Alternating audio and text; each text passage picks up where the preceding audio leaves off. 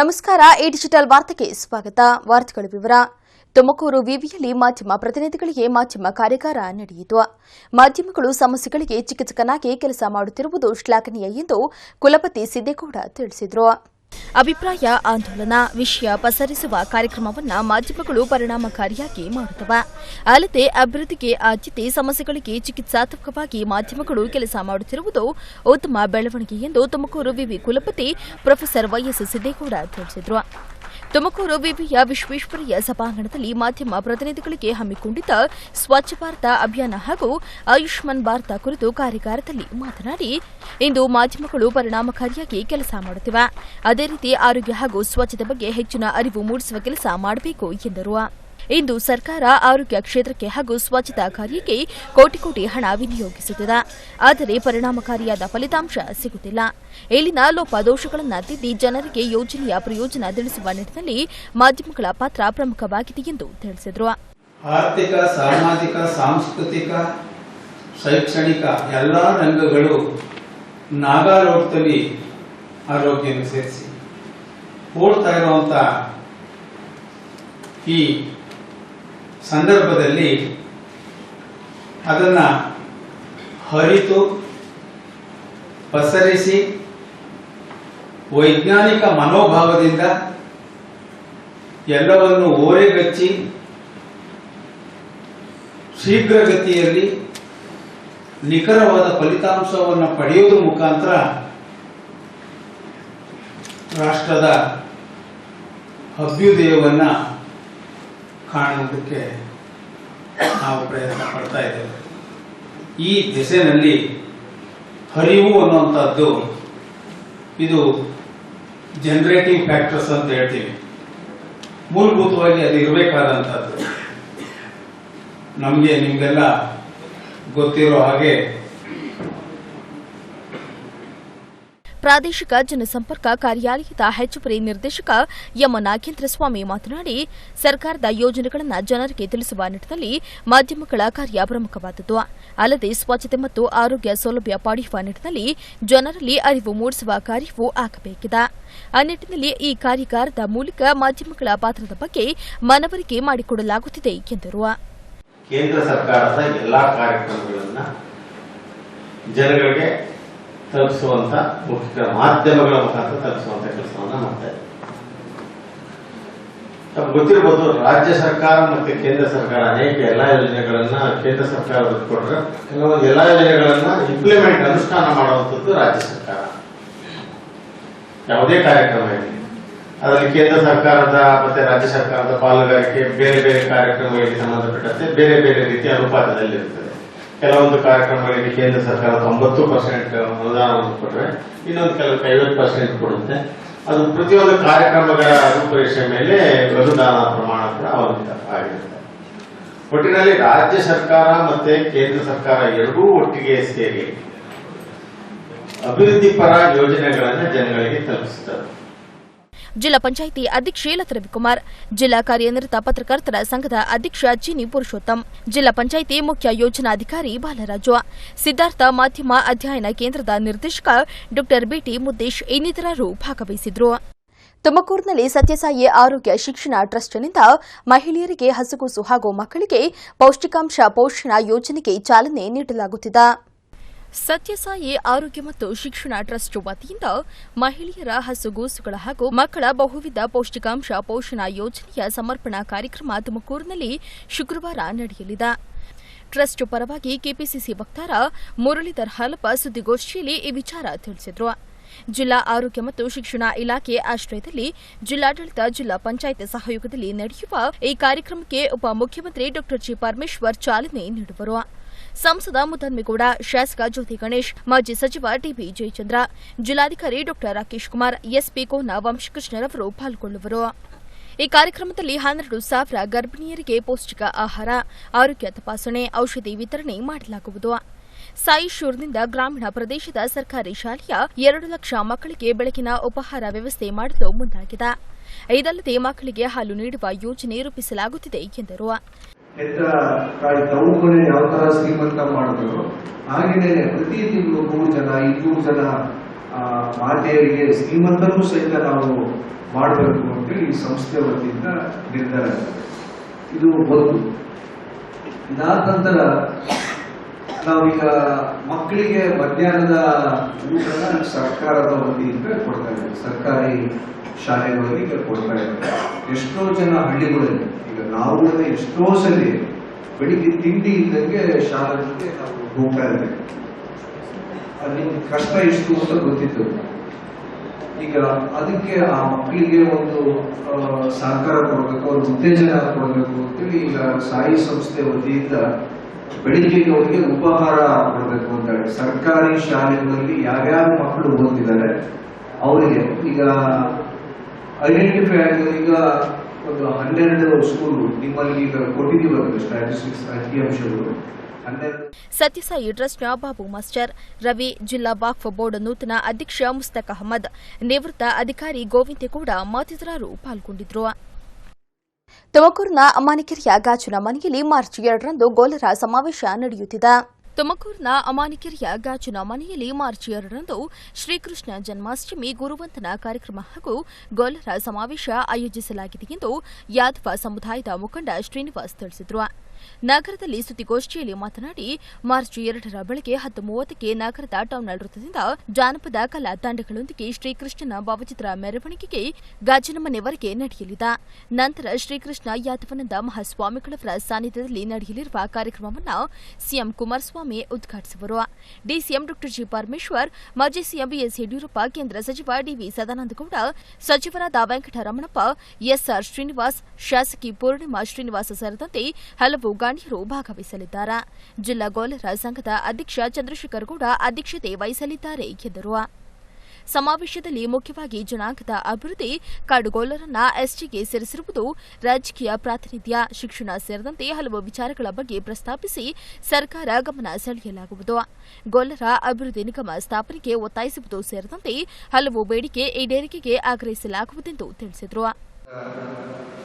ಏಕಮೇವ ಶಾಸಕಿಯವರಾದಂಥ ಪೂರ್ಣಿಮಾ ಶ್ರೀನಿವಾಸ್ ಅವರ ಸಮ್ಮುಖದಲ್ಲಿ ನಮ್ಮ ಸಮಾಜದ ಗುರುಗಳು ಆದಂಥ ಶ್ರೀ ಯಾದವಾನಂದ ಸ್ವಾಮೀಜಿಗಳ ನೇತೃತ್ವದಲ್ಲಿ ಜಿಲ್ಲಾಧ್ಯಕ್ಷರಾದಂಥ ಚಂದ್ರಶೇಖರ್ ಗೌಡರು ಮತ್ತು ಚಿತ್ರದುರ್ಗ ಜಿಲ್ಲೆಯ ರಾಜ್ಯ ಉಪಾಧ್ಯಕ್ಷರಾದಂಥ ಸಿದ್ದಪ್ಪನವರು, ವಿಠಲ್ ಯಾದವ್ ಅವರು, ಈ ಥರ 25ಕ್ಕೂ ಹೆಚ್ಚು ಪ್ರಮುಖರು ಮುಖ್ಯಮಂತ್ರಿಗಳಲ್ಲಿ ದಿನಾಂಕವನ್ನು ಹೇಳಿದ್ವಿ. ಗುರುವಾರ ದಿವಸ ಅವರು ಭೇಟಿಯಾಗಲಿ ನಮಗೆ ಸಮಯಾವಕಾಶವನ್ನು ಕೊಟ್ಟಿದ್ದರು. ಅವತ್ತು ಭೇಟಿಯಾದ ಸಂದರ್ಭದಲ್ಲಿ 2ನೇ ತಾರೀಕು ಅವರ ಕೊಟ್ಟಂಥ ದಿನಾಂಕಕ್ಕೆ ನಾವು ಈ ಕಾರ್ಯಕ್ರಮವನ್ನು ಹಮ್ಮಿಕೊಂಡಿದ್ದೇವೆ. ಆ ನಿಟ್ಟಿನಲ್ಲಿ ಮುಖ್ಯಮಂತ್ರಿಗಳ ದಿನಾಂಕ ನಿಗದಿಯಾದ ನಂತರ ಉಪಮುಖ್ಯಮಂತ್ರಿಗಳಾದಂಥ ಡಾಕ್ಟರ್ ಜಿ ಪರಮೇಶ್ವರ್ ಹತ್ರ ಮತ್ತು ಈ ಭಾಗದ ಶಾಸಕರು ಆದಂಥ ಶ್ರೀನಿವಾಸರವರು ಅಂದರೆ ವಾಸಣ್ಣವ್ರ ಹತ್ರ ಮತ್ತು ವೆಂಕಟರಮಣಪ್ಪನವ್ರ ಹತ್ರ, ಸಚಿವರುಗಳ ಹತ್ರ ಹೋದ ಸಂದರ್ಭದಲ್ಲಿ ಅವರೆಲ್ಲರೂ ಒಪ್ಪಿರ್ತಾರೆ ಈ ಕಾರ್ಯಕ್ರಮ ಬರಲಿಕ್ಕೆ. ಮತ್ತು ತುಮಕೂರು ಜಿಲ್ಲೆಯನ್ನು ಪ್ರತಿನಿಧಿಸುವಂಥ 10 ಜನ ಶಾಸಕರನ್ನು ಹೋಗಿ ಮನವಿ ಮಾಡಿ ಕರೆದಿದ್ದೇವೆ. ಮತ್ತು ನಮ್ಮ ಅಪೋಸಿಷನ್ ಲೀಡರ್ ಆದಂಥ ಯಡಿಯೂರಪ್ಪನವರು ಒಪ್ಪಿಕೊಂಡು ಜಿಲ್ಲಾ ಗೋಲರ ಸಂಘದ ಅಧ್ಯಕ್ಷ ಚಂದ್ರಶೇಖರ್ ಗೌಡ ಮಾತನಾಡಿ, ಸಮಾಜದ ಅಭಿವೃದ್ಧಿ, ರಾಜಕೀಯ ಸ್ಥಾನಮಾನ, ಗೋಲರ ಹಟ್ಟಿಗಳ ಅಭಿವೃದ್ಧಿ ಸೇರಿದಂತೆ ಹಲವು ವಿಚಾರಗಳನ್ನು ಸರ್ಕಾರದ ಮುಂದಿಡುವ ಕೆಲಸ ಮಾಡುತ್ತೇವೆ. ಕಾರ್ಯಕ್ರಮಕ್ಕೆ ವಿವಿಧ ಜಿಲ್ಲೆಗಳಿಂದ 30,000 ಜನ ಭಾಗವಹಿಸುವ ನಿರೀಕ್ಷೆಯಿದೆ ಎಂದರು. ಚಂದ್ರಶೇಖರ್ ಗೌಡ, ಜಿಲ್ಲಾ ಗೋಲರ ಸಂಘದ ಅಧ್ಯಕ್ಷ ಮುಖಂಡರಾದ ಬೆಟ್ಟಸ್ವಾಮಿ, ಪಾಪಣ್ಣ, ವೀರಣ್ಣಗೌಡ, ಪ್ರೇಮ ಮಹಾಲಿಂಗಪ್ಪ, ಡಿಎಂ ಸತೀಶ್ ಇತರರು ಭಾಗವಹಿಸಿದ್ರು. ತುಮಕೂರು ತಾಲೂಕು ರಾಯವಾರದ ದಲಿತ ಜಯಣ್ಣನ ಆತ್ಮಹತ್ಯೆಗೆ ಕಾರಣರಾದ ಆರೋಪಿಗಳನ್ನು ಬಂಧಿಸುವಂತೆ ದಲಿತ ಸಂಘಟನೆಗಳ ಮುಖಂಡರು ಎಸ್ಪಿಗೆ ಮನವಿ ಸಲ್ಲಿಸಿ ಆಗ್ರಹಿಸಿದರು. ಸವರ್ಣೀಯರ ಬೆದರಿಕೆಗೆ ಹೆದರಿ ರಾಯವಾರದ ಜಯಣ್ಣ ಆತ್ಮಹತ್ಯೆ ಮಾಡಿಕೊಂಡಿದ್ದು, ಈ ಪ್ರಕರಣದಲ್ಲಿ ಭಾಗಿಯಾದ ಎಲ್ಲ ಆರೋಪಿಗಳನ್ನು ಬಂಧಿಸಬೇಕೆಂದು ದಲಿತ ಸಂಘರ್ಷ ಸಮಿತಿ ಕಾರ್ಯಕರ್ತರು ಎಸ್ಪಿರವರಿಗೆ ಮನವಿ ಸಲ್ಲಿಸಿ ಒತ್ತಾಯಿಸಿದರು. ಹೆಬ್ಬೂರು ಹೋಬಳಿಯ ರಾಯವಾರದ ದಲಿತ ಯುವಕ ಜಯಣ್ಣ ಸವರ್ಣೀಯರ ಬೆದರಿಕೆಗೆ ಹೆದರಿ ಆತ್ಮಹತ್ಯೆ ಮಾಡಿಕೊಂಡಿದ್ದ. ಈ ಪ್ರಕರಣಕ್ಕೆ ಸಂಬಂಧಿಸಿದಂತೆ ಆರೋಪಿಗಳನ್ನು ಬಂಧಿಸಬೇಕೆಂದು ದಲಿತ ಮುಖಂಡರು ಎಸ್ಪಿರವರನ್ನ ಭೇಟಿ ಮಾಡಿ ಒತ್ತಾಯಿಸಿದರು. ಅವ್ರನ್ನ ಕೂಡಲೇ ಬಂಧಿಸಬೇಕು ಮತ್ತು ಏನಿಗೆ ಹಲವರಿಗೆ ಆಗಲೇ ಬೀದಿ ಫೋಟೋ ಹಾಕೋಂಥ ವ್ಯವಸ್ಥೆ ನಡೀತಾ ಇದೆ, ಅದನ್ನು ತಡೆ ಹಿಡಿಬೇಕು. ಮತ್ತು ಇನ್ನೊಂದೇನಂತಂದರೆ ಈ ಜಿಲ್ಲೆಯಲ್ಲಿ ಇಂಥ ಪ್ರಕರಣಗಳಾದರೆ ಕಟ್ಟುನಿಟ್ಟಿನ ಕ್ರಮ ತಗೊಳ್ಬೇಕು, ಆ ಕುಟುಂಬಕ್ಕೆ ರಕ್ಷಣೆ ಕೊಡಬೇಕಂತ ಹೇಳಿ ಸಾಹೇಬರಿಗೆ ಒತ್ತಾಯಿಸಿ. ಮತ್ತು ಇನ್ನೊಂದೇನೆಂದರೆ ತುಮಕೂರು ಜಿಲ್ಲೆಯಲ್ಲಿ ಈಗಾಗಲೇ ಲೋಕಸಭಾ ಚುನಾವಣೆ ಪ್ರಾರಂಭ ಆಗಿರೋದ್ರಿಂದ ಈ ಜಿಲ್ಲೆಯಲ್ಲಿ circle inspector, sub inspector, DYSP ಮಟ್ಟದಲ್ಲಿ ದಲಿತ ಮೀಟಿಂಗ್ ಕರಿಬೇಕಂತ ಈ ಸಂದರ್ಭದಲ್ಲಿ ಒತ್ತಾಯ ಮಾಡಿದ್ದೀವಿ. ಯಾಕಂತಂದರೆ ಜಾತ್ರೆಗಳು ಪ್ರಾರಂಭ ಆಗಿರೋದ್ರಿಂದ ಅಲ್ಲಿ ಅಟ್ರಾಸಿಟಿ ಜಾಸ್ತಿ ಆಗ್ತದೆ. ದೇವರ ಗುಡಿಗೆ ಪ್ರವೇಶ ಇರೋದಲ್ಲ, ಪ್ರಾಣ ಕಡೆಯಂಥ ವ್ಯವಸ್ಥೆ, ಬಿಟ್ಟಿ ಚಾಕರಿ ಮಾಡ್ತಕ್ಕಂಥ ವ್ಯವಸ್ಥೆ ಇರೋದ್ರಿಂದ ಅದಕ್ಕೆಲ್ಲ ಕಡಿವಾಣ ಹಾಕೋದಕ್ಕೆ ಜಿಲ್ಲಾ ಪೊಲೀಸ್ ಇಲಾಖೆ ಮುಂದಾಗಬೇಕು ಅಂತ ಹೇಳಿ ಈ ಸಂದರ್ಭದಲ್ಲಿ ನಾನು ಒತ್ತಾಯ. ದಲಿತ ಮುಖಂಡರಾದ PN ರಾಮಯ್ಯ, ನಿಧಿಕುಮಾರ್, ಚಲವಾದಿ ಶೇಖರ್, ಗೋವಿಂದರಾಜು, ರಾಜಶೇಖರ್ ಮತ್ತಿತರರು ಇದ್ದರು.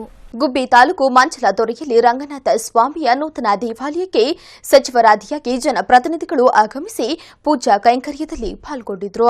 ಗುಬ್ಬಿ ತಾಲೂಕು ಮಂಚಲದೊರೆಯಲ್ಲಿ ರಂಗನಾಥ ಸ್ವಾಮಿಯ ನೂತನ ದೇವಾಲಯವನ್ನು ಧಾರ್ಮಿಕ ಕೈಂಕರ್ಯಗಳ ಮೂಲಕ ಉದ್ಘಾಟಿಸಲಾಯಿತು. ನೂತನ ದೇವಾಲಯದ ಪ್ರಾರಂಭೋತ್ಸವದ ಅಂಗವಾಗಿ ವಿವಿಧ ಪೂಜಾ ಕೈಂಕರ್ಯಗಳು ಹಾಗೂ ಹೋಮ ಹವನಗಳನ್ನು ಶಾಸ್ತ್ರೋಕ್ತವಾಗಿ ನಡೆಸಲಾಯಿತು. ಸಣ್ಣ ಕೈಗಾರಿಕಾ ಸಚಿವ SR ಶ್ರೀನಿವಾಸ್, ಮಾಜಿ ಸಚಿವ DB ಜಯಚಂದ್ರ, ಸಂಸದ SP ಮುದ್ದನಗೌಡ, ಜಿಲ್ಲಾ ಪಂಚಾಯತ್ ಸದಸ್ಯ ರಾಮಂಜನಪ್ಪ, ಮದ್ಯಪಾನ ಸಂಯಮ ಮಂಡಳಿ ಮಾಜಿ ಅಧ್ಯಕ್ಷ ರಂಗಸ್ವಾಮಿಯ, ಕಾಂಗ್ರೆಸ್ ಮುಖಂಡ ಹೊನ್ನಗಿರಿಗೌಡ, ಗ್ರಾಮ ಪಂಚಾಯಿತಿ ಅಧ್ಯಕ್ಷೆ ವರಲಕ್ಷ್ಮಿ, ತಹಸೀಲ್ದಾರ್ ಮಮತಾ ಮತ್ತಿತರರು ಪಾಲ್ಗೊಂಡಿದ್ದರು. ಬೆಟ್ಟದಹಳ್ಳಿಯ ಚಂದ್ರಶೇಖರ ಮಹಾಸ್ವಾಮಿಗಳು ಸಾನ್ನಿಧ್ಯ ವಹಿಸಿದ್ರು. ಈ ಧಾರ್ಮಿಕ ಕಾರ್ಯಕ್ರಮಕ್ಕೆ ಸುತ್ತಮುತ್ತಲ ಗ್ರಾಮಗಳಿಂದ ಸಾವಿರಾರು ಮಂದಿ ಆಗಮಿಸಿದ್ರು. ತುಮಕೂರಿನ ಚೈತನ್ಯ PU ಕಾಲೇಜಿನಲ್ಲಿ ಹಮ್ಮಿಕೊಳ್ಳಲಾಗಿದ್ದ ವಿಜ್ಞಾನ ವಸ್ತು ಪ್ರದರ್ಶನವು ಎಲ್ಲರ ಗಮನ ಸೆಳೆಯಿತು. ತುಮಕೂರಿನ ಆದರ್ಶ ನಗರದಲ್ಲಿರುವ ಚೈತನ್ಯ PU ಮತ್ತು CBAE ಕಾಲೇಜು ವತಿಯಿಂದ ವಿಜ್ಞಾನ ದಿನಾಚರಣೆಯನ್ನು ಹಮ್ಮಿಕೊಳ್ಳಲಾಗಿತ್ತು. ಈ ವಿಜ್ಞಾನ ದಿನಾಚರಣೆ ಅಂಗವಾಗಿ ವಿದ್ಯಾರ್ಥಿಗಳು ಏರ್ಪಡಿಸಿದ್ದ ವಸ್ತು ಪ್ರದರ್ಶನವನ್ನು MGM ಓಬಳೇಶ್ ಮತ್ತು ಬೆಂಗಳೂರು MGM ಸತೀಶ್ ರವರು ಚಾಲನೆ ನೀಡಿದರು. ವಿದ್ಯಾರ್ಥಿಗಳು ಸಿದ್ದಗೊಳಿಸಿದ್ದ ವಿವಿಧ ಮಾದರಿಗಳಾದ ರೋಬೋಟಿಕ್ ಡ್ರೋನರ್ ಕಾರ್ಯಾಚರಣೆ, ಫೋಟೋಸಿಯಂ ನೈಟ್ರೇಟ್ನಿಂದ ಚಲಿಸುವ ರಾಕೆಟ್, ಹೈಡ್ರಾಲಿಕ್ ಎಲೆಕ್ಟ್ರಿಸಿಟಿಗಳನ್ನು ವಿಶೇಷ ಆಹ್ವಾನಿತರು ವೀಕ್ಷಿಸಿ ಮೆಚ್ಚುಗೆ ವ್ಯಕ್ತಪಡಿಸಿದರು. ನಾನು ಶ್ರೀ ಚೈತನ್ಯ ಟೆಕ್ನೋ ಶಾಲೆಯಲ್ಲಿ ಓದ್ತಾ ಇದ್ದೀನಿ.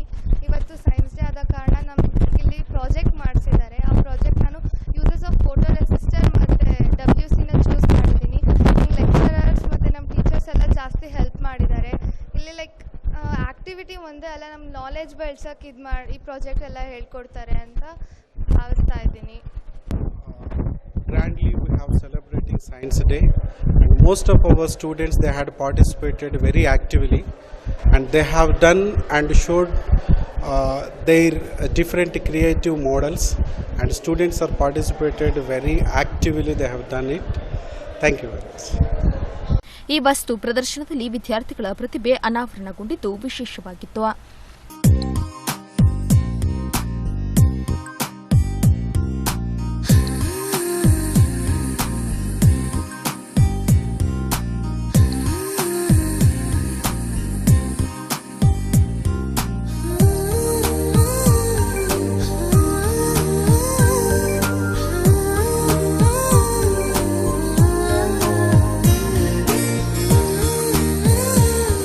ಬರುವ ಲೋಕಸಭೆ ಚುನಾವಣೆಯಲ್ಲಿ ಹಣ ಸೇರೆ ಆಮಿಷಕ್ಕೆ ಒಳಗಾಗದಂತೆ ಸಮಾಜ ಕಲ್ಯಾಣಾಧಿಕಾರಿ ದೇವರಾಜ್ ಮತದಾರರಿಗೆ ಕರೆ ನೀಡಿದರು. ಬರುವ ಲೋಕಸಭಾ ಚುನಾವಣೆಯಲ್ಲಿ ಹಣ ಸೇರೆ ಮದ್ಯಕ್ಕೆ ಆಮಿಷಕ್ಕೆ ಒಳಗಾಗದೆ ಅರ್ಹ ಅಭ್ಯರ್ಥಿಗಳಿಗೆ ಮತ ಚಲಾಯಿಸುವಂತೆ ಸಮಾಜ ಕಲ್ಯಾಣ ಇಲಾಖೆ ಜಂಟಿ ನಿರ್ದೇಶಕ ದೇವರಾಜ್ ಕರೆ ನೀಡಿದರು. ತುಮಕೂರಿನಲ್ಲಿ ವಿವಿಧ ಇಲಾಖೆಗಳು ಹಾಗೂ ಜಿಲ್ಲಾ ಕೊಳಗೇರಿ ನಿವಾಸಿಗಳ ಹಿತರಕ್ಷಣಾ ಸಮಿತಿಯಿಂದ ವಿವಿಧ ವಸತಿ ಯೋಜನೆಗಳು ಮತ್ತು ಸಾಮಾಜಿಕ ಕಲ್ಯಾಣ ಯೋಜನೆ ಕುರಿತು ಮಾಹಿತಿ ಶಿಬಿರ ಹಾಗೂ ಮತದಾರರ ಜಾಗೃತಿ ಕಾರ್ಯಕ್ರಮದಲ್ಲಿ ಪಾಲ್ಗೊಂಡು ಮಾತನಾಡಿದರು. ನಗರ ಪ್ರದೇಶದಲ್ಲಿರುವ ನಮಗೆ ಸಮಾಜ ಕಲ್ಯಾಣ ಇಲಾಖೆ, SCST ಇಲಾಖೆ, ಮಹಾನಗರ ಪಾಲಿಕೆ ಸೇರಿದಂತೆ ವಿವಿಧ ಕಚೇರಿಗಳು ಎಲ್ಲಿದೆ ಎಂಬುದರ ಮಾಹಿತಿಯೂ ಇಲ್ಲ. ಒಮ್ಮೆ ಸಹ ಕಚೇರಿಗೆ ಬಂದಿಲ್ಲ. ಹೀಗಾದರೆ ನಿಮಗೆ ಸರ್ಕಾರದಿಂದ ಸೌಲಭ್ಯ ಹೇಗೆ ದೊರೆಯುತ್ತದೆ ಎಂದು ದೇವರಾಜ್ ಪ್ರಶ್ನಿಸಿದರು. ಸರ್ಕಾರದ ಸೌಲಭ್ಯ ಪಡೆಯಲು ನೀವು ಕಚೇರಿಗಳ ಬಾಗಿಲನ್ನು ತಟ್ಟಿ ಒಳ ಪ್ರವೇಶಿಸಿ ಸೌಲಭ್ಯ ನೀಡಿ ಎಂದು ಅಧಿಕಾರಿಗಳ ಮೇಲೆ ಒತ್ತಡ ಹೇರಬೇಕೆಂದು ಸಲಹೆ ನೀಡಿದರು. ಸರ್ಕಾರದ ಯೋಜನೆಗಳನ್ನು ಸದ್ಬಳಕೆ ಮಾಡಿಕೊಳ್ಳಲು ಮುಂದಾಗುವ ಮನೋಭಾವ ಬೆಳೆಸಿಕೊಳ್ಳಬೇಕೆಂದರು. ಉಚಿತವಾಗಿ 2.5 ಲಕ್ಷ ರೂಪಾಯಿ 3 ಲಕ್ಷ ರೂಪಾಯಿ ಕೊಡ್ತೀವಿ. ಈಗ ಕೇಂದ್ರ ಸರ್ಕಾರದಿಂದ 7.5 ಲಕ್ಷ ರೂಪಾಯಿನಲ್ಲಿ ನಿಮಗೆ ಸುಸಜ್ಜಿತವಾದ ಮನೆ ಕಟ್ಕೊಡ್ತೀವಿ. ಬಂದ್ರ ಭದ್ರ ಬರೋದಿಲ್ಲ. ಯಾರೋ ಬೇರೆ ಕಡೆಯಿಂದ ಬಂದವರು, ಅಲ್ಲಿಂದ ಬಂದವರು, ಇಲ್ಲಿಂದ ಬಂದವರು ಹೋಗಿ ದಿಬ್ಬೂರಿನಲ್ಲಿ ಮನೆ ತಗೊಂಡು ಅಲ್ಲಿ ವಾಸ ಇರ್ತಾರೆ. ನೀವುಗಳು ಇಲ್ಲೇ ಮೂಲ ನಿವಾಸಿಗಳಾಗಿದ್ಕೊಂಡು ಇಲ್ಲೇನೆ ನಿಮ್ಮ ಹಕ್ಕನ್ನ ಪ್ರತಿಪಾದನೆ ಮಾಡಲಿಕ್ಕೆ, ನಿಮ್ಮ ಹಕ್ಕನ್ನ ಪಡ್ಕೊಳ್ಳೋದಕ್ಕೆ ನಿಮ್ಮಲ್ಲಿ ಆಗ್ತಾ ಇಲ್ಲ. ಅದು ಅರಿವಿನ ಕೊರತೆ, ಮಾಹಿತಿ ಕೊರತೆ, ವಿಚಾರ ತಿಳ್ಕೋಬೇಕು. ಇಂಥ ಕಡೆಗಳಿಗೆ ಬಂದು 4 ಕಡೆ ಹೋಗಿ ಇದೀಗ ತಾನೇ ಬಂದಿರ್ತಕ್ಕಂಥ ನಿರ್ಮಿತಿ ಕೇಂದ್ರದ ನಿರ್ಮಾತೃಗಳು ಶ್ರೀಯುತ ರಾಜಶೇಖರ್ ಅವರಿಗೆ ಸ್ವಾಗತವನ್ನು ಕೋರ್ತಾ ಇದ್ದೀನಿ. ಮಹಾನಗರ ಪಾಲಿಕೆ ಉಪಮೇಯರ್ ರೂಪಶ್ರೀ ಕಾರ್ಯಕ್ರಮ ಉದ್ಘಾಟಿಸಿ ಸರ್ಕಾರದ ಸೌಲಭ್ಯ ಸದುಪಯೋಗ ಪಡಿಸಿಕೊಳ್ಳಬೇಕೆಂದು ತಿಳಿಸಿದರು. ವಸತಿಗಳು ನಮ್ಮ ಸರ್ಕಾರದಿಂದ ಜಾರಿ ತಂದಿದ್ದಾರೆ. ಇವನ್ನೆಲ್ಲ ನೀವು ದಯವಿಟ್ಟು ಉಪಯೋಗ ಪಡ್ಕೊಳ್ಳಿ. ಇದರಿಂದ ನೀವು ಬಡ ಜನರಿಗೂ ಒಂದು ಒಳ್ಳೆ ಮಾರ್ಗದರ್ಶನ ಇದಾಗಿದೆ. ಅದರಿಂದ ನೀವು ದಯವಿಟ್ಟು ಯಾವುದೇನು ನೆಗ್ಲೆಕ್ಟ್ ಮಾಡಕ್ ಹೋಗ್ಬೇಡಿ. ಯಾವುದೇ ಒಂದು ಸರ್ಕಾರಕ್ಕೆ ಏನೇ ಒಂದು ಸೌಲಭ್ಯ ಬಂದ್ರೂ ಇದರಿಂದ ನೀವು ಉಪಯೋಗ ಪಡ್ಕೊಂಡು ನೀವು ಮುಂದೆ ಬರಬೇಕು ಅಂತ ಹೇಳಕ್ ಇಷ್ಟಪಡ್ತೀನಿ. ಪರಿಶಿಷ್ಟ ವರ್ಗಗಳ ಅಭಿವೃದ್ಧಿ ಇಲಾಖೆ ವ್ಯವಸ್ಥಾಪಕ ರಾಜ್ಕುಮಾರ್, ಜಿಲ್ಲಾ ಮಕ್ಕಳ ರಕ್ಷಣಾ ಘಟಕ ಸಂರಕ್ಷಣಾಧಿಕಾರಿ ವಸಂತಿ ಉಪಾರ್, ಸ್ಲಂ ಜನಾಂದೋಲನ ರಾಜ್ಯ ಸಂಚಾಲಕ ನರಸಿಂಹಮೂರ್ತಿ ಸೇರಿದಂತೆ ಪ್ರಮುಖರು ಪಾಲ್ಗೊಂಡಿದ್ದರು. ಇಂದಿರಾ ಕ್ಯಾಂಟೀನ್ ಕಾಮಗಾರಿ ವಿಳಂಬ ಮಾಡದಂತೆ ಕುಣಿಗಲ್ನಲ್ಲಿ ಸಚಿವ ಸಿಎಸ್ ಶಿವಳ್ಳಿ ಗುತ್ತಿಗೆದಾರರಿಗೆ ಸೂಚಿಸಿದರು. ಕುಣಿಗಲ್ ಪಟ್ಟಣ ಸೇರಿದಂತೆ ಜಿಲ್ಲೆಯ ವಿವಿಧೆಡೆಯಿಂದ ಇಂದಿರಾ ಕ್ಯಾಂಟೀನ್ ನಿರ್ಮಾಣ ಕಾಮಗಾರಿಯಲ್ಲಿ ಅನಗತ್ಯ ವಿಳಂಬ ಮಾಡುತ್ತಿರುವ ಗುತ್ತಿಗೆದಾರನಿಗೆ ನೋಟಿಸ್ ನೀಡುವಂತೆ, 1 ತಿಂಗಳಲ್ಲಿ ಕಾಮಗಾರಿ ಪೂರ್ಣಗೊಳಿಸದೇ ಇದ್ದಲ್ಲಿ ಕಪ್ಪು ಪಟ್ಟಿಗೆ ಸೇರಿಸುವಂತೆ ಅಧಿಕಾರಿಗಳಿಗೆ ಪೌರಾಡಳಿತ ಸಚಿವ ಸಿಎಸ್ ಶಿವಳ್ಳಿ ತಿಳಿಸಿದರು. ಪಟ್ಟಣಕ್ಕೆ ಭೇಟಿ ನೀಡಿದ ಸಚಿವರು ತಾಲೂಕು ಕಚೇರಿ ಆವರಣದಲ್ಲಿ ನಡೆಯುತ್ತಿರುವ ಇಂದಿರಾ ಕ್ಯಾಂಟೀನ್ ಕಾಮಗಾರಿ ಸ್ಥಳ ವೀಕ್ಷಿಸಿ ಪ್ರವಾಸಿ ಮಂದಿರದಲ್ಲಿ ಸುದ್ದಿಗಾರರೊಂದಿಗೆ ಮಾತನಾಡಿ, ಈಗಾಗಲೇ ರಾಜ್ಯಾದ್ಯಂತ 237ಕ್ಕೂ ಹೆಚ್ಚು ಕ್ಯಾಂಟೀನ್ ನಿರ್ಮಾಣ ಮಾಡಲಾಗಿದೆ. ಬಡ ಜನತೆಗೆ ತುಂಬಾ ಹತ್ತಿರವಾದ ಯೋಜನೆಯ ವಿಳಂಬ ನಿಜಕ್ಕೂ ಒಳ್ಳೆಯ ವಿಷಯವಲ್ಲ. ಜಿಲ್ಲೆಯಲ್ಲಿ 16 ಕಾಮಗಾರಿಗಳ ಪೈಕಿ 8 ಕಾಮಗಾರಿ ವಿಳಂಬವಾಗುತ್ತಿರುವುದು ಸರಿಯಲ್ಲ. ಕಾಮಗಾರಿ ವಿಳಂಬವಾಗಿರುವ ಬಗ್ಗೆ ಗುತ್ತಿಗೆದಾರರಿಗೆ ನೋಟಿಸ್ ಜಾರಿ ಮಾಡಿ ಸೂಕ್ತ ಉತ್ತರ ನೀಡದೇ ಇದ್ದಲ್ಲಿ ಗುತ್ತಿಗೆದಾರನ ವಿರುದ್ಧ ಕ್ರಮ ಕೈಗೊಂಡು ಕಪ್ಪು ಪಟ್ಟಿಗೆ ಸೇರಿಸಲು ಸೂಚನೆ ನೀಡಿದರು.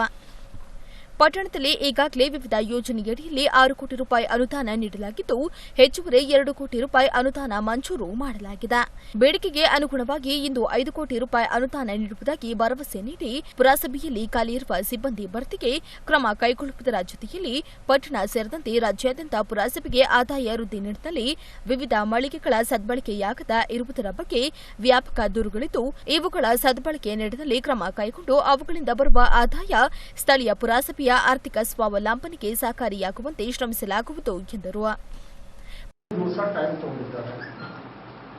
ನಾನೇನು ಹೇಳಿದ್ರೆ ಇನ್ನೂ 15 ದಿವಸ ಆಗಲಿ, 1 ತಿಂಗಳಲ್ಲಿ ಕಾರ್ಯರೂಪಕ್ಕೆ ಬರಬೇಕದು.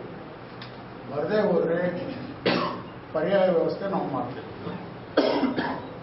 ನಾಳೆ ಅವರಿಗೆ ಗುತ್ತಿಗೆದಾರರಿಗೆ ನೋಟಿಸ್ ಕೊಟ್ಟು ಅವರು ಇದನ್ನ ಪೂರಕವಾಗಿ ಮಾಡದೆ ಹೋದರೆ ಅವ್ರನ್ನ ಇಮಿಡಿಯೇಟ್ಲಿ ಅವ್ರ ಲೈಸೆನ್ಸ್ ರದ್ದುಪಡಿಸಿ ಕಪ್ಪು ಪಟ್ಟಿಗೆ ಸೇರಿಸುವಂತ ಕಾರ್ಯ ನಾವು ಮಾಡ್ತೀವಿ. ಅದು ಕೋರ್ಟ್ಗೆ ಹೋಗ್ಬೇಕಾರೆ ಅದೇ ಸತ್ಯ. ಇದು ರಾಜ್ಯದ ತುಂಬಾ ಪಟ್ಟಣ ಪಂಚಾಯತ್, ಪುರಸಭೆ, ನಗರಸಭೆಗೆ ಯಾವ ತರ ಆದಾಯ ಬರಬೇಕು, ಈ ಆದಾಯ ವಂಚಿತ ಆಗೈತೆ. ಆಸ್ತಿ ಇದ್ರೂ ಕೂಡ ಆದಾಯ ಬರ್ತಾ ಇಲ್ಲ, ಅದು ನನ್ನ ಗಮನಕ್ಕೆ ಬಂದಿದೆ. ಅದನ್ನೆಲ್ಲ ಮಾಡ್ತೇವೆ. ಪುರಸಭೆ ಅಧ್ಯಕ್ಷೆ ನಳಿನಿ, ಉಪಾಧ್ಯಕ್ಷ ಅರುಣ್ ಕುಮಾರ್, ಸದಸ್ಯರಾದ ಶಂಕರ್, ರಂಗಸ್ವಾಮಿ, ಸಮೀಫುಲ್ಲಾ ಇತರರು ಇದ್ದರು. ಗುಬ್ಬಿ ತಾಲೂಕಿನ ಹೊದಲೂರು ಗ್ರಾಮದಲ್ಲಿ ಕೆಂಪಮ್ಮ ದೇವಿ ಲಕ್ಷ್ಮೀ ನರಸಿಂಹಸ್ವಾಮಿ ಜಾತ್ರಾ ಮಹೋತ್ಸವ ಅದ್ದೂರಿಯಾಗಿ ನಡೆಯಿತು. ಗುಬ್ಬಿ ತಾಲೂಕಿನ ಹೊದಲೂರು ಗ್ರಾಮದಲ್ಲಿ 2 ದಿನಗಳ ಕಾಲ ಶ್ರೀ ಕೆಂಪಮ್ಮ ದೇವಿಯವರ ಹಾಗೂ ಶ್ರೀ ಲಕ್ಷ್ಮೀ ನರಸಿಂಹಸ್ವಾಮಿರವರ ಜಾತ್ರಾ ಮಹೋತ್ಸವ ಅದ್ದೂರಿಯಾಗಿ ನಡೆಯಿತು. ಮೊದಲ ದಿನ ಅಗ್ನಿಕುಂಡ, ಆರತಿ ಸೇವೆ, ಸೋಮನ ಕುಣಿತ, ದೇವರ ಮೆರವಣಿಗೆ ಸೇರಿದಂತೆ ಧಾರ್ಮಿಕವಾಗಿ ಹೋಮ ಹವನಗಳು ನಡೆದು ಸಾವಿರಾರು ಭಕ್ತರು ಮುಂಜಾನೆಯಿಂದಲೇ ಆಗಮಿಸಿ ಸ್ವಾಮಿಯ ದರ್ಶನ ಪಡೆದು ಪುನೀತರಾದರು. ಐತಿಹಾಸಿಕವಾದ ಲಕ್ಷ್ಮೀ ನರಸಿಂಹಸ್ವಾಮಿಗೆ ರಾಜ್ಯದ ಹಲವು ಭಾಗಗಳಿಂದ ಭಕ್ತ ಸಮೂಹ ಆಗಮಿಸಿ ವಿಶೇಷ ಪೂಜೆ ಸಲ್ಲಿಸಿದರು. ಹಲವು ಪೂಜೆ ಪುನಸ್ಕಾರ ನಡೆದು ಬುಧವಾರ ಮುಂಜಾನೆ ಸಾವಿರಾರು ಭಕ್ತರು ಶ್ರದ್ಧಾ ಭಕ್ತಿಯಿಂದ ಅಗ್ನಿಕುಂಡ ತುಂಬಿದ್ರು. ಈ ವೇಳೆ ಮಾತನಾಡಿದ ಮುಖಂಡ ರವೀಶ್, ಪುರಾತನ ಕಾಲದಿಂದಲೂ ನಮ್ಮೂರಿನಲ್ಲಿ ಜಾತ್ರೆ ನಡೆಯುತ್ತಿದ್ದು, ತಾಲೂಕಿನಲ್ಲೇ ಮೊದಲ ಜಾತ್ರೆ ಮಾಡುತ್ತಾ ಬಂದಿದ್ದು, ಇಲ್ಲಿ ಜಾತ್ರೆ ನಡೆದ ನಂತರ ತಾಲೂಕಿನ ಎಲ್ಲ ದೇವಾಲಯದಲ್ಲಿ ಜಾತ್ರಾ ಮಹೋತ್ಸವ ಆರಂಭವಾಗುತ್ತದೆ. ದೂರದ ಊರುಗಳಿಂದ ಸಾವಿರಾರು ಭಕ್ತರು ಆಗಮಿಸಿ ಸ್ವಾಮಿಯ ಕೃಪೆಗೆ ಪಾತ್ರರಾಗ್ತಾರೆ ಎಂದರು. ಗ್ರಾಮದ ನಿವಾಸಿಯಾಗಿದ್ದು ಈ ದಿನ ಶ್ರೀ ಜಗದಾಂಬಾ ದೇವಿ ಜಾತ್ರೆ ಅತಿ ವಿಜೃಂಭಣೆಯಿಂದ, ಅತಿ ಶ್ರದ್ಧಾ ಮತ್ತು ಭಕ್ತಿ ಭಾವನೆಯಿಂದ ಯಾವುದೇ ಜಾತ್ಯತೀತವಾಗಿ ಅತಿ ವಿಜೃಂಭಣೆ ಆಚರಿಸ್ತೀವಿ. ಇದು ಒಂದೇ ಒಂದು ದಿನ ನಡೀತಕ್ಕಂಥ ಈ ಜಾತ್ರೆ ಇಡೀ ಒಂದು ವಿಶೇಷವಾಗಿರ್ತಕ್ಕಂಥ ಒಂದು ಆಚರಣೆಯಾಗಿದೆ.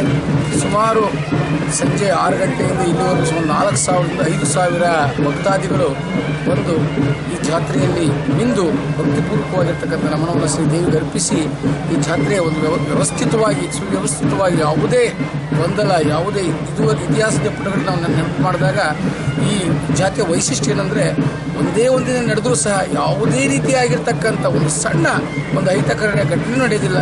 ಅದು ಈ ಒಂದು ನಮ್ಮ ಈ ಊರಿನ ಒಂದು ವಿಶೇಷವಾಗಿರ್ತಕ್ಕಂಥ ವಿಶೇಷತೆ ಮತ್ತು ಈ ತಾಯಿಯ ಈ ದೇವಿಯ ಒಂದು ಭಕ್ತಿಯನ್ನು ತೋರಿಸ್ತಕ್ಕಂಥ ಒಂದು ವಿಶೇಷವಾಗಿರ್ತಕ್ಕಂಥ ಆಚರಣೆ ಆಗಿದೆ. ಗ್ರಾಮ ಪಂಚಾಯಿತಿ ಸದಸ್ಯ ಸ್ವಾಮಿ ಮಾತನಾಡಿ, ಅಗ್ನಿಕುಂಡ ಬಹಳ ವಿಶೇಷವಾದದ್ದು. ಶ್ರದ್ಧಾ ಭಕ್ತಿಯಿಂದ ಆರತಿ ಹೊತ್ತ ಮಹಿಳೆಯರು ಆಗಮಿಸಿ ಆರತಿ ಸೇವೆ ಮಾಡ್ತಾರೆ. ದೇವರ ಮೆರವಣಿಗೆ ಗ್ರಾಮದಲ್ಲಿ ಬಹಳ ಅದ್ದೂರಿಯಾಗಿ ನಡೆಯುತ್ತದೆ ಎಂದರು.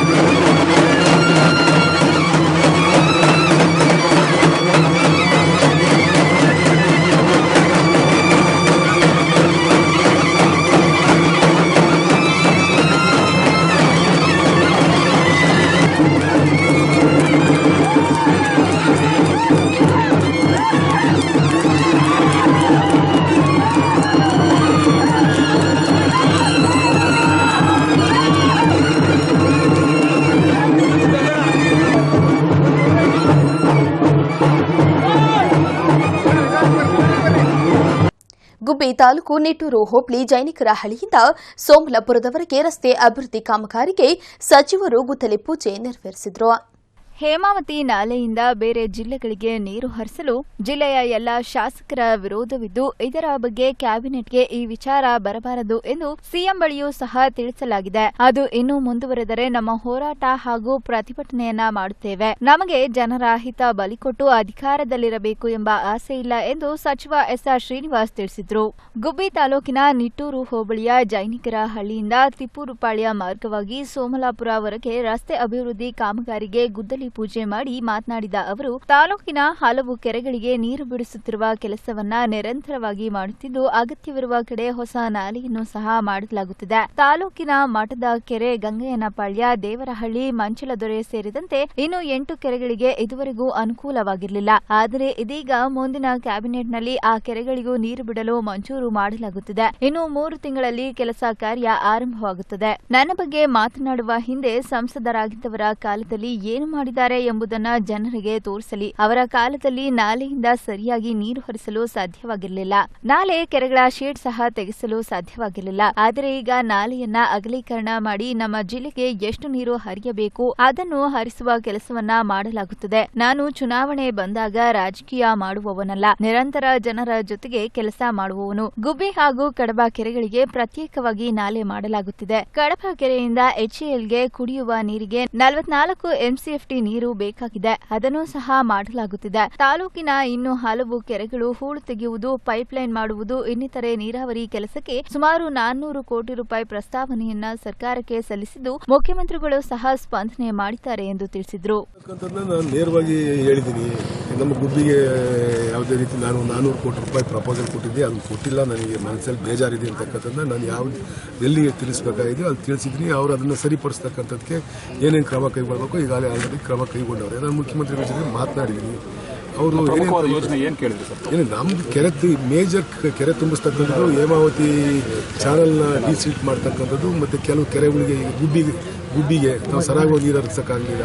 ಈ ಸರಿ ಚಿಕ್ಕನಾರಗಳ ಕೆರೆ ಹಿಂದೆಲೇ ಸುಮಾರು ಅರ್ಧ ನೀರು ಬೈಲಲ್ಲೆಲ್ಲ ಹೆಡ್ಡಪ್ ಆಗೋಗ್ಬಿಟ್ಟಿತ್ತು. ಅದಕ್ಕೆ ಒಂದು ಸೈಡ್ ದೊಡ್ಡನಾರಗಳ ಕೆರೆ ಟ್ಯೂಬಲ್ಲಿ ನೀರು ಬರ್ಬೇಕು, ಒಂದೇ ಸೈಡ್ ಬರೋಂಗೆ ಚಾನಲ್ ಮಾಡಬೇಕಾಗಿದೆ. ಮತ್ತು ಕಡಬ ಕೆರೆ ಬಿಡಬೇಕಾಗಿದೆ. ಕೆಲವು ಅನೇಕ ಕೆರೆಗಳು ಈಗ ಅಜಮಿ ಕೆರೆಗೂ ಚಾನಲ್ಲು ಡಿಸಿಲ್ಟ್ ಆಗಿದೆ, ಸೀಲ್ಟ್ ತುಂಬಿಕೊಂಡಿದೆ. ಅವೆಲ್ಲ ರಿಪೇರಿಗೋಸ್ಕರ 400 ಕೋಟಿ ರೂಪಾಯಿ ಪ್ರಸ್ತಾವನೆ ಕೊಟ್ಟಿದ್ದೆ. ಕೆಲವೆಲ್ಲ ಸೀಲ್ಟ್ ಎತ್ತಕ್ಕಂಥದ್ದು, ಕೆರೆ ಹುಲ್ಲು ಎತ್ತಕ್ಕಂಥದ್ದು ಅವೆಲ್ಲವೂ ಸೇರಿ ಕೊಟ್ಟಿದ್ದೆ. ಅದರಲ್ಲಿ ಅವರು ನಾವು ಲೇಟಾಗಿ ಪ್ರಸ್ತಾವನೆ ಸಲ್ಲಿದೆ, ನಮಗೆ ಸರಿಯಾದ ಟೈಮ್ಗೆ ಬಜೆಟಲ್ಲಿ ಘೋಷಣೆ ಮಾಡಲಿಕ್ಕೆ ಸಿಕ್ಕಿಲ್ಲ ಅಂತಕ್ಕಂಥದ್ದನ್ನ ಸಮಜಾಯಿಸಿ ಕೊಟ್ಟಿದ್ದಾರೆ. ಅದನ್ನು ಈಗ ಇದೇ ಸಂದರ್ಭದಲ್ಲಿ ಗ್ರಾಮ ಪಂಚಾಯಿತಿ ಸದಸ್ಯ ಲೋಕೇಶ್, ಶಿವರುದ್ರಪ್ಪ, ವಿಎಸ್ಎಸ್ಎನ್ ಅಧ್ಯಕ್ಷ ಗಂಗರಾಜು, ಮುಖಂಡ ಕೃಷ್ಣಮೂರ್ತಿ, ಗುತ್ತಿಗೆದಾರರಾದ ಶಿವಾನಂದ್, ಮನೋಜ್ ಇತರರು ಹಾಜರಿದ್ದರು. ಚಿಂತಾಮಣಿ ತಾಲೂಕಿನ ಬುರುಡುಗುಂಟೆಯ ಶಾಲೆಯಲ್ಲಿ ಮಾತೃಪೂಜಾ ಕಾರ್ಯಕ್ರಮ ನಡೆಯಿತು. ನಮಗೆ ಜನ್ಮ ನೀಡಿ ನಮ್ಮನ್ನ ಸಾಕಿ ಸಲುಕಿ ಬೆಳೆಸಿದ ತಾಯಿಗಿಂತ ಬೇರೊಬ್ಬ ದೇವರಿಲ್ಲ. ಜನ್ಮ ನೀಡಿದ ತಾಯಿಯನ್ನ ಎಂದಿಗೂ ಮರೆಯಬಾರದು ಎಂದು ಪ್ರಾಥಮಿಕ ಶಾಲಾ ಶಿಕ್ಷಕರ ಸಂಘದ ರಾಜ್ಯಾಧ್ಯಕ್ಷ ವಿಎಂ ನಾರಾಯಣಸ್ವಾಮಿ ತಿಳಿಸಿದರು. ಚಿಂತಾಮಣಿ ತಾಲೂಕಿನ ಬುರುಡುಗುಂಟೆ ಗ್ರಾಮದ ಸರ್ಕಾರಿ ಪ್ರಾಥಮಿಕ ಶಾಲೆಯಲ್ಲಿ ಹಮ್ಮಿಕೊಂಡಿದ್ದ ರಾಷ್ಟ್ರೀಯ ವಿಜ್ಞಾನ ದಿನಾಚರಣೆ ಮತ್ತು ಮಾತೃಪೂಜಾ ಕಾರ್ಯಕ್ರಮ ಹಾಗೂ ವಿವಿಧ ಕ್ಷೇತ್ರದಲ್ಲಿ ಸಾಧನೆಗೈದ ಗಣ್ಯರಿಗೆ ಹಮ್ಮಿಕೊಂಡಿದ್ದ ಸನ್ಮಾನ ಕಾರ್ಯಕ್ರಮದಲ್ಲಿ ಮುಖ್ಯ ಅತಿಥಿಯಾಗಿ ಭಾಗವಹಿಸಿ ಮಾತನಾಡಿದರು. ತಾಯಿಯಾದವರು ನಮಗೆ ಜನ್ಮ ನೀಡಿ ನಮ್ಮನ್ನ ಪ್ರಪಂಚಕ್ಕೆ ಪರಿಚಯಿಸುತ್ತಾರೆ. ನಂತರ ಗುರುಗಳಾದವರು ನಮಗೆ ವಿದ್ಯೆ ಹೇಳಿ ಪ್ರಜ್ಞಾವಂತರನ್ನಾಗಿ ಮಾಡ್ತಾರೆ. ಆದ್ದರಿಂದ ಭೂಮಿ ಮೇಲೆ ಮನುಷ್ಯನಿಗೆ ತಾಯಿ ಮತ್ತು ಗುರುಗಳೆಂಬ ಇಬ್ಬರು ದೇವರುಗಳೇ ಮಾತ್ರ ಇರುವುದು. ಆದ್ದರಿಂದ ತಾಯಿಯನ್ನ ಎಂದಿಗೂ ಮರೆಯಬಾರದು ಎಂದು ಮಕ್ಕಳಿಗೆ ಕಿವಿಮಾತು ಹೇಳಿದ್ರು. ಇಲ್ಲಿ ನಮ್ಮ ಪ್ರಯತ್ನ ಏನು ಅಂದ್ರೆ ಆ ನೀ ಅಂತಕ್ಕಂಥ ಪದವನ್ನ ತೆಗಿಬೇಕಷ್ಟೇನೆ. ನೀ ತೆಗೆದ ಉಳ್ಕತಕ್ಕಂಥ ಪದವೇ ಅಮ್ಮ. ಅಮ್ಮ ಅಂದ್ರೆ ಎಲ್ರಿಗೂ ಅಮ್ಮನೇ, ನನಗೂ ಅಮ್ಮನೇ, ನಿಮಗೂ ಅಮ್ಮನೇ, ಇನ್ನೊಬ್ಬರಿಗೂ ಅಮ್ಮನೇ, ಎಲ್ಲರಿಗೂ ಅಮ್ಮನೇ. ಹಾಗಾಗಿ ಆ ನೀ ಅಂತಕ್ಕಂಥ ಪದವನ್ನ ತೆಗೆಸಿ ಅಮ್ಮ ಅಂತಕ್ಕಂಥ ಪದ ಬರಬೇಕು ಅಂತಕ್ಕಂಥದ್ದೇ ನಮ್ಮ ಭಾವನೆ. ಆ ನಿಟ್ಟಿನಲ್ಲಿ ಮಾತೃದೇವೋಭವ ನಾವು ಕರಿತೀವಿ. ದೇವರಿದ್ದಾರೆ ನಾವು ನೋಡಿಲ್ಲ, ಪೂಜೆ ಮಾಡ್ತಿದ್ದೇವೆ, ಡೈಲಿ ಎದ್ದೇಳ್ತೀವಿ, ಪೂಜೆ ಮಾಡ್ತೀವಿ, ಪುನಸ್ಕಾರ ಮಾಡ್ತೀವಿ, ಕಾಪಾಡು ಭಗವಂತ ಅಂತೀವಿ. ಆ ದೇವರಿದ್ದಾರೆ ನಾವು ನೋಡಿಲ್ಲ. ಆದ್ರೆ ಪ್ರತ್ಯಕ್ಷ ದೇವರಿದ್ದಾರೆ. ತಂದೆ, ತಾಯಿ, ಗುರುಗಳು, ಅತಿಥಿಗಳು ಇವರೇ ಪ್ರತ್ಯಕ್ಷ ದೈವಗಳು. ಹಾಗಾಗಿ ಅವರಿಗೆ ನಾವು ಗೌರವ ಕೊಡಬೇಕು. ಮತ್ತೆ ನಮ್ಮ ತಂದೆ ತಾಯಿಗೆ ನಾವು ನಿಜವಾದ ದೇವರು ಅಂತಕ್ಕಂಥ ಭಾವನೆ ಮೂಡಿಸಬೇಕು ಅಂತ. ಇನ್ನು ಇಂದಿನ ಕಾಲದಲ್ಲಿ ಖಾಸಗಿ ಶಾಲೆಗಳು ಹೆಚ್ಚಾಗುತ್ತಿದ್ದಂತೆ ಇವುಗಳಲ್ಲಿ ಶಿಕ್ಷಣದ ಗುಣಮಟ್ಟ ಕುಂಠಿತವಾಗುತ್ತಿದ್ದು, ಖಾಸಗಿ ಶಾಲೆಗಳಲ್ಲಿ ವಿದ್ಯಾಭ್ಯಾಸ ಮಾಡುವ ವಿದ್ಯಾರ್ಥಿಗಳು ಕಂಠಪಾಠಕ್ಕೆ ಹೆಚ್ಚಿನ ಪ್ರಾಧಾನ್ಯತೆ ನೀಡುವುದರಿಂದ ಅವರು ಕೇವಲ ಪುಸ್ತಕದ ಬದನೆಕಾಯಿಗಳಂತೆ ಉಳಿಯುವುದರ ಜೊತೆಗೆ ಸಾಮಾನ್ಯ ಜ್ಞಾನ ಇರುವುದಿಲ್ಲ ಎಂದು ಹೇಳಿದರು. ಖಾಸಗಿ ಶಾಲೆಗಳ ಮಕ್ಕಳಿಗಿಂತ ಸರ್ಕಾರಿ ಶಾಲೆಯ ಮಕ್ಕಳಲ್ಲಿ ಮಾನವೀಯ ಮೌಲ್ಯಗಳು ಹೆಚ್ಚಿದ್ದು, ವಿದ್ಯಾಭ್ಯಾಸ ಮುಗಿದ ಕೂಡಲೇ ಉದ್ಯೋಗ ಪಡೆದು ಉತ್ತಮ ಸ್ಥಾನಮಾನ ಪಡೆಯುತ್ತಿದ್ದಾರೆ ಎಂದರು.